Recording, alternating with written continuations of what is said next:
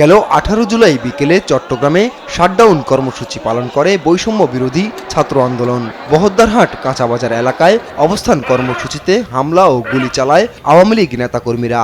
গুলিবিদ্ধ হয় এইচএসসি পরীক্ষার্থী তানভীর সহ অনেকে।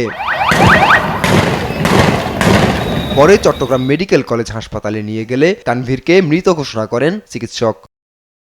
এ ঘটনায় সাবেক প্রধানমন্ত্রী শেখ হাসিনা ও সাবেক শিক্ষামন্ত্রী মহিবুল হাসান চৌধুরী নওফেল সহ 34 জনের বিরুদ্ধে হত্যা মামলা হয়েছে চান্দগাঁও থানায়। শনিবার দুপুরে মামলাটি করেন নিহতের চাচা মোহাম্মদ পারভেজ। আসামি করা হয় ওয়ার্ড কাউন্সিলর এসরারুল হক এসরার, শৈবাল দাস সুমন ও নুরুল আজিম রনিকেও। অজ্ঞাত আরও 40-50 জন। এজাহারে উল্লেখ করা হয়, শেখ হাসিনা ও নওফেলের নির্দেশেই পরিকল্পিতভাবে ঘটানো হয় হত্যাকাণ্ড। ওই দিনের ঘটনায় গুলিবিদ্ধ হয়ে মারা যায় চট্টগ্রাম বিশ্ববিদ্যালয়ের ছাত্র হৃদয়চন্দ্র তরুয়া ও পথচারী সাইমনও।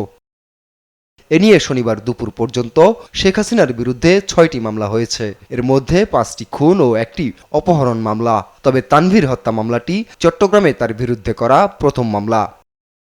আপন অপু, নিউজ ডেস্ক, দেশ টিভি।